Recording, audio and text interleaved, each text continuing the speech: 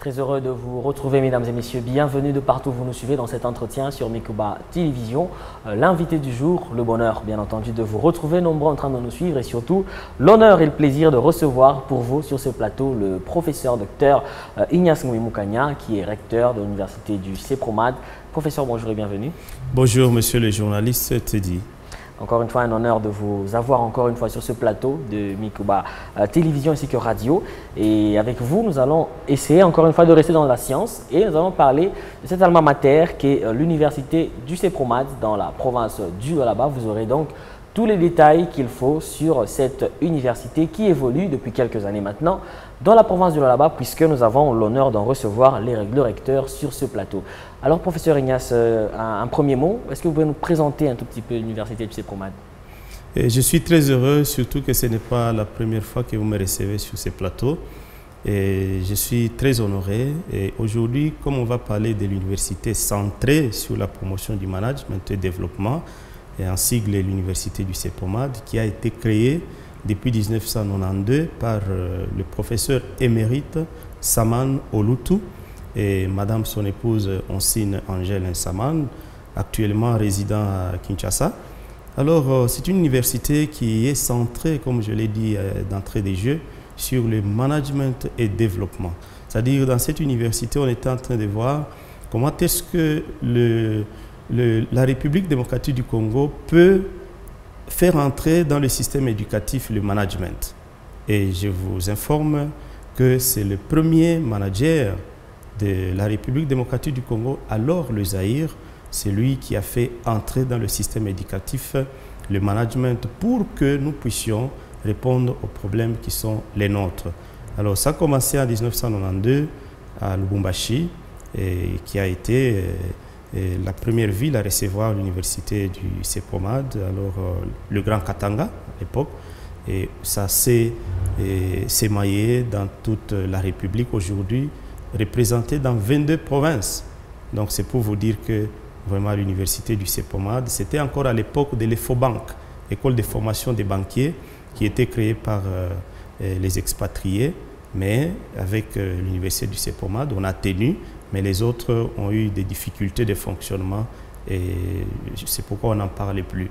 Mais l'université du CEPROMAD est là et c'est une grâce, c'est un honneur pour nous de pouvoir répondre ici comme le répondant primaire de cette alma mater ici à Kolwezi.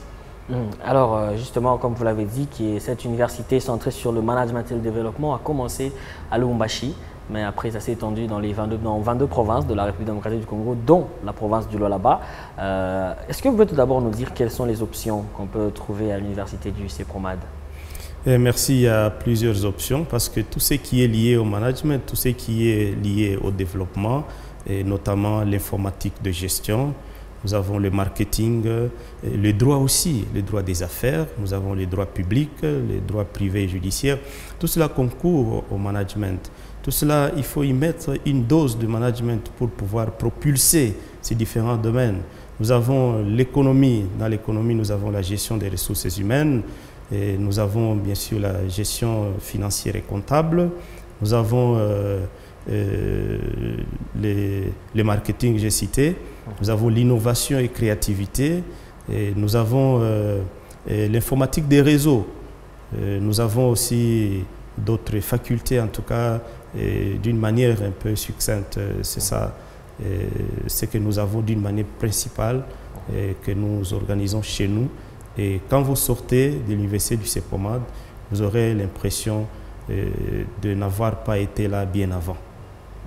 Oui.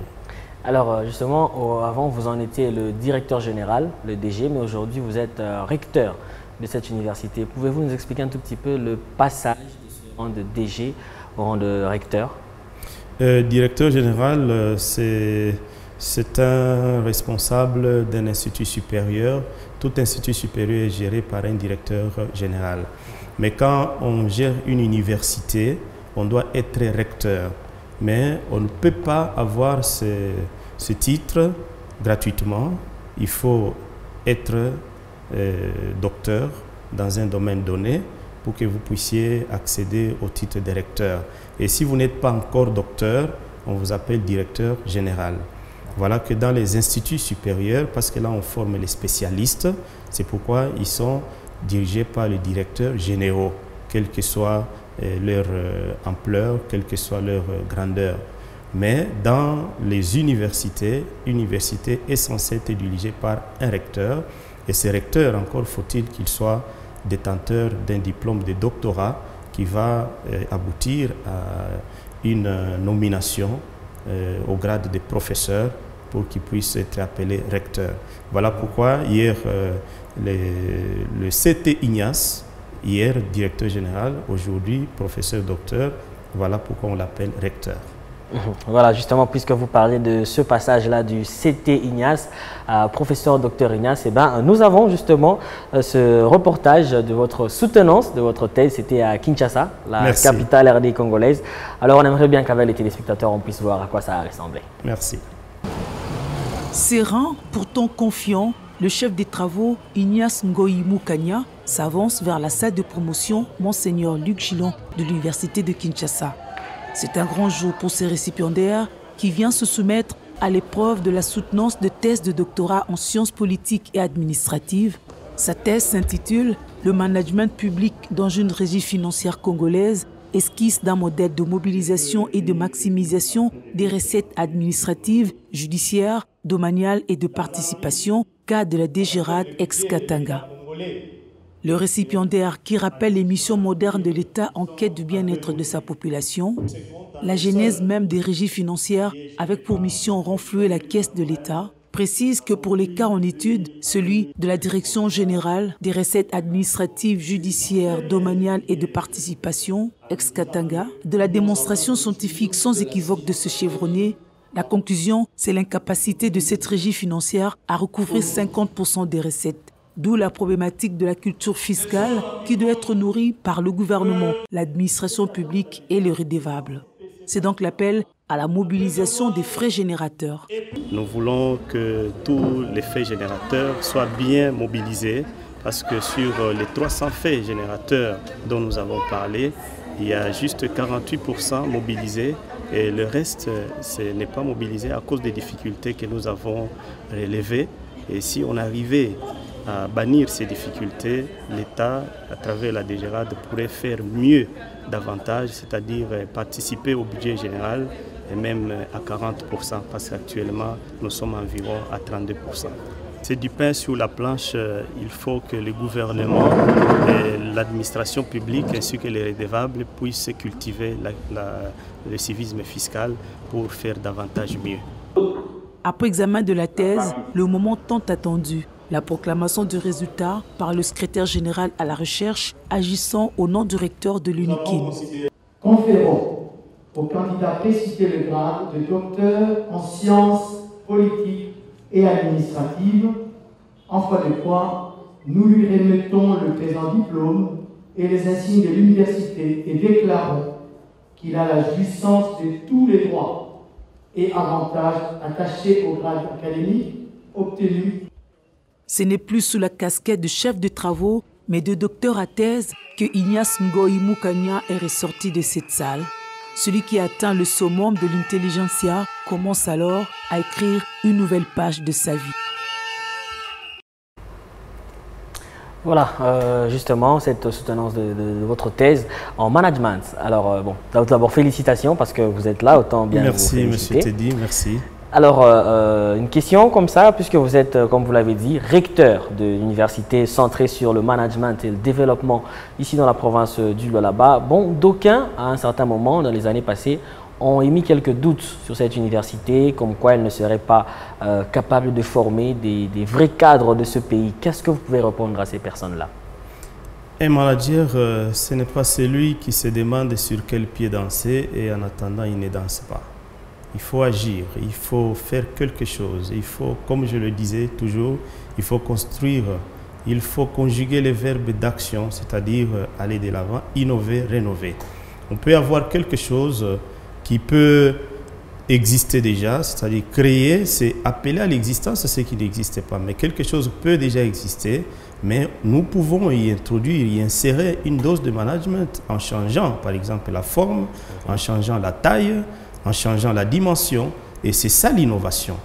Aujourd'hui, nous avons beaucoup de pays qui sont en train de s'émouvoir, de se donner pour que les jeunes, la jeunesse puisse avoir un esprit de créativité. Regardez autour de l'environnement dans lequel ils sont en train de vivre pour qu'ils puissent trouver des problèmes qui se posent dans leur environnement et avoir aussi des solutions à ces problèmes. Voilà en quoi nous demandons que les étudiants puissent ne pas avoir peur, parce que la peur, c'est l'ennemi premier du développement. Donc nous ne devons pas copier tous les modèles sur les expatriés, sur l'extérieur, sinon on mènerait une économie extravertie, on mènerait des activités extraverties, ce qui n'est pas bon, parce qu'à ce moment-là, vous êtes en train de vous ignorer vous-même, vous êtes en train de refuser ce que vous êtes, alors qu'il faut accepter, assumer ce qu'on est. Et en passant par la thèse, ça n'a pas été facile. Et nous sommes passés par les hauts et les bas, mais le souci de voir la jeunesse suivre les modèles, nous avons voulu que nous puissions être un modèle pour les autres et qu'ils puissent faire la même chose que nous, peut-être dans différents domaines, mais emboîter les pas de nous qui sommes les supérieurs. Donc nous avons tout intérêt à pouvoir bien manager la jeunesse pour qu'elle puisse faire davantage mieux. Pourquoi pas aller au-delà, faire 2 thèses, 3 thèses, ainsi de suite, dans différents domaines, pour l'avenir, pour le bien-être de la société et surtout le développement de notre province, de notre pays. Alors, parlons un peu de la qualité même des étudiants qui sortent de votre institution. Une phrase que j'ai retenue d'emblée tout à l'heure, un manager, ce n'est pas celui qui se demande sur quel pied danser alors que lui-même ne danse pas. Une phrase plutôt intéressante. Est-ce qu'on en a parlé avec vous justement une fois sur ce plateau de l'invité du jour, du management et de tout ce qui entourait cette belle science? Est-ce que vous pensez que les étudiants qui sortent de l'université centrée sur le management et le développement, on peut avoir des étudiants qui ont votre qualité ou qui ont votre standard et qui sont des étudiants compétents qui vont servir bel et bien ce pays? Merci beaucoup. Je vais vous donner juste une anecdote. Peu avant la mort de mon papa, il était en train de me poser la question, « Monsieur Ignace, est-ce que vous avez construit à Kolwezi ?» Alors, je me mettais à étaler ce que j'avais déjà fait comme mise en valeur. J'ai acquis une parcelle, j'ai fait ceci. Bon, cette portion-là, je suis en train de voir comment est-ce que je peux économiser pour poser les jalons. Alors, il me dira, mais non, ce n'est pas ça que je demande. Je veux savoir si tu t'es créé des amis et des frères à Kolwezi. Nous pouvons tout faire. Nous pouvons bâtir des grandes bâtisses, permettez-moi la tautologie. Nous pouvons avoir des buildings. Nous pouvons avoir des véhicules de dernier cri. Ça ne représente rien si vous n'avez pas le management à l'intérieur. Parce qu'en management, on met l'accent sur la première ressource qui est l'homme. Les relations humaines, les ressources humaines qu'il faut traiter avec beaucoup de parcimonie, qu'il faut traiter avec beaucoup de sagesse, beaucoup de délicatesse pour que cette première ressource puisse vous donner encore davantage mieux. C'est ainsi que nos étudiants sont préparés pour savoir ce qu'ils doivent faire, pour étudier ce qu'ils doivent faire par rapport à leur environnement, c'est-à-dire connaître d'abord l'homme. Aujourd'hui, vous pouvez avoir par exemple des chapelets à vendre, je parle de l'église catholique, les chapelets à vendre, ça ne peut être vendu que dans l'église catholique, mais ce n'est pas une marchandise qui peut être appréciée par les musulmans. Aujourd'hui, nous avons un bateau. Avoir un bateau, c'est une richesse. Mais ce n'est pas dire que ces bateaux est une richesse même pour les pays qui n'ont pas accès à l'eau. Alors ça, c'est de l'imagination. Ça, c'est de la compréhension de notre environnement immédiat dans lequel nous vivons pour savoir ce dont nous avons besoin. Dans notre pays, est-ce que l'assainissement, c'est un problème? Est-ce que l'insécurité, c'est un problème? Mais à partir des problèmes que vous avez, vous pouvez créer une solution. Vous pouvez proposer une solution. Si nous sommes à l'université, c'est pour ça. On ne peut pas entrer à l'université en sortir comme on est entré. Voilà le centre de l'université du CEPOMA. Voilà, c'est une manière de pouvoir aider l'étudiant à réfléchir davantage en observant. Est-ce qu'il voit ce que tout le monde voit? Mais aujourd'hui, nous sommes tellement habitués à des ordures sur la route que tout le monde trouve que c'est normal. On a même peur quand on est dans un même taxibus, quelqu'un boit de l'eau et il jette la bouteille à travers la fenêtre et on trouve ça normal. Et on a même peur d'interpeller une telle personne parce que tout de suite, on craint que la personne nous dise que c'est toi qui vas changer ce pays aujourd'hui. Mais nous apprenons à nos étudiants de changer de mentalité. Vous n'allez pas en vouloir au chef de l'État qui a créé, paraît-il, une direction ou un service ou un ministère, changement de mentalité. Alors ça, c'est de l'innovation. Ça, c'est de la créativité. Ça, c'est de la rénovation. Nous devons apprendre à nos enfants à imaginer, regarder autour de lui, est-ce qu'il y a un problème? Et ces problèmes, chercher à le résoudre. Et pour ça, il faut observer. C'est la dialectique, dialoguer. Donc tout change. Justement, parlant de l'université centrée sur le management et le développement, l'université du CEPROMA dans la province de Lualaba, une avant-dernière question. Est-ce que tout d'abord, vous pouvez essayer de donner une adresse à ceux qui sont en train de nous suivre pour cette université, où est-ce qu'ils peuvent retrouver vos bureaux pour ceux qui souhaiteraient s'inscrire? Pour tous ceux-là qui ne veulent pas devenir esclaves dans des entreprises des autres, ils veulent devenir leur propre patron. Ils veulent qu'ils soient créateurs d'emplois et non commandeurs d'emplois. Qu'ils viennent trouver ça à l'université du CEPROMAD. L'université du CEPROMAD, nous sommes en train d'évoluer au Scholastica Jean 23, à titre de locataires.